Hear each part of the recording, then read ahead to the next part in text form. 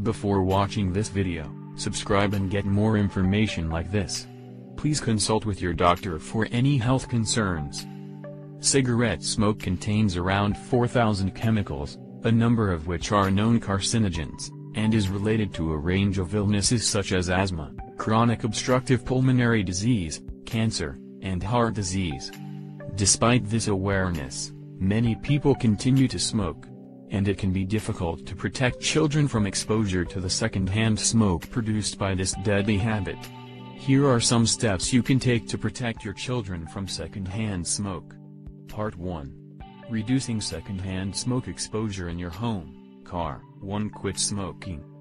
If you are a smoker, the most important step you can take is to quit.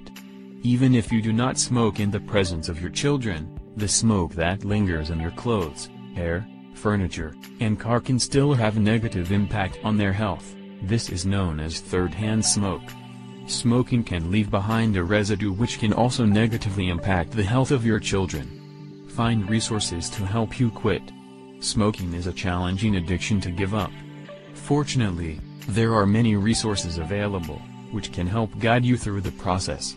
Try following the START acronym, set a quit date, tell friends and family that you plan on quitting, anticipate challenges, remove tobacco from your car, work, and home, and talk to your doctor about support. Consider the benefits you will experience. In addition to protecting your children, you will also be improving your own health. Consider that, 20 minutes after your last cigarette, your heart rate and blood pressure decrease. 1 year after quitting, your risk of contracting coronary heart disease is cut in half. 10 years after quitting, the risk of dying from lung cancer is 50% lower than that of a continuing smoker. To help others quit smoking, if they are ready. Other adults who spend a lot of time around your children, and who also smoke pose a risk to them. Research suggests that having social support can play an important role in helping an individual to quit smoking, especially during the first few months after giving up cigarettes. Although quitting is a personal choice, you may also be able to persuade them to quit, if you feel they simply need a small push. Calmly explain to them that you want them to quit because of the dangerous carcinogens they are exposing your children to. Explain to them the personal benefits they may experience from quitting. If they agree to give quitting a shot, offer as much emotional support as possible. 3. Forbid smoking in your home. It is your home, and you have the right to make the rules. If an adult visiting your home wishes to smoke, make it clear that smoking will only be allowed outdoors, away from the children. Even if children are not present, the residue left behind from smoking is still present and harmful. 4. Forbid smoking in your car. Some people believe that simply rolling down the windows is enough to protect others from secondhand smoke. This is wrong, and rolling down the windows may actually help to blow the smoke directly into the faces of those sitting in the back seat. Even if your kids are not in the car while someone smokes, the risk of third-hand smoke exposure still exists. 5. Check your lease agreement. If you live in an apartment building with other tenants who smoke, you may be affected by secondhand smoke. Check your contract to see if there are any restrictions about smoking indoors. If there is not, and a smoking neighbor is affecting you, try to resolve the issue by kindly discussing the matter with them. If you are unable to resolve the issue with the smoker, try broaching the subject with your landlord. They might be willing to make your building a smoke-free building. Part 2. Limiting exposure to secondhand smoke outside the home. 1. Keep children away from public places where smoking is concentrated. It may not always be possible to do this, but it is important to limit their exposure as much as possible. If you do not live in an area with laws banning smoking in restaurants, look for those that voluntarily ban smoking. Avoid theaters, entertainment venues, and anywhere that smokers are likely to feel comfortable lighting up. Be aware that even in places where smoking is banned indoors, many places still permit smoking on outdoor patios. Keep your children away from the tables of smokers or take them indoors. To remove your children from areas where people are smoking. If you must be near the person smoking, kindly ask them if they could refrain while your children are present. Explain to the smoker that you only wish to protect your children's health. However, be aware that they may refuse. Be understanding of their choice. If they refuse to stop smoking, this might be hard, but do your best. Be prepared to remove your children from the smoking environment, if necessary. 3. Forbid friends and family from spending time around your children while smoking. You may have friends and family who are not ready or are unwilling to quit. You should take the time to explain to them that you value their presence in your life and your children's lives, but that you cannot allow them to smoke around your children, and that your children will not be allowed to be around them while they are smoking. Help them understand how they are putting everyone around them at risk when they smoke, particularly children, who are still developing. Do your best to be firm, but also respectful. 4. Avoid the homes of friends and family who are smokers. If your child wants to have a sleepover at a friend's house, but you know that the parents are smokers, especially if they smoke indoors, do not allow them to go. Suggest instead that your child's friend comes to your home for a sleepover. Part 3. Understanding the effects of secondhand smoke on children. 1. Learn about how secondhand smoke impacts children. There is a lot of information available about the effects of secondhand smoke, and how children might come into contact with it. Before being able to truly protect your children from its negative effects, you need to understand the different ways they might be exposed to it. 2. Search the internet for reliable, scientific information about secondhand smoke.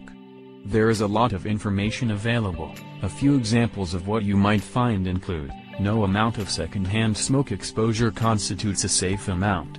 Infants who are exposed to secondhand smoke are at greater risk of dying from sudden infant death syndrome, SIDS.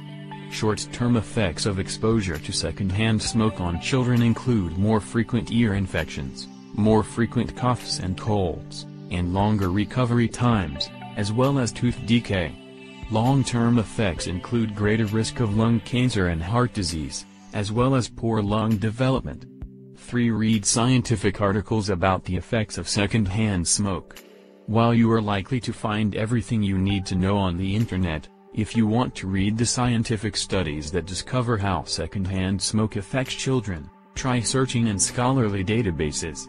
Google Scholar offers a good way to search for scholarly literature. The advantage of reading these peer-reviewed articles is that you are getting the information from the source, rather than an interpretation. 4. Call the Department of Health Services in your state to request information. Many states offer free hotlines where you can request information about tobacco use and support for those wishing to quit. Part 4. Educating your children on the dangers of smoking and secondhand smoke. 1. Take time to educate your children about what secondhand smoke is. It will not always be possible to protect your children from the habits of other people. Therefore, it is important that they also understand why they should not smoke, and why they should try to avoid secondhand smoke. If you are not sure how to best talk to your children about this topic, consider using alternative methods. Search for videos, which might help your children understand the dangers of smoking and secondhand smoke. 2. Set a positive example for your children by quitting or refraining from smoking. Your behavior has a strong impact on your children. Telling your children that smoking is unhealthy, and that they should stay away from people who are smoking when you are a smoker yourself sends a confusing message to your child.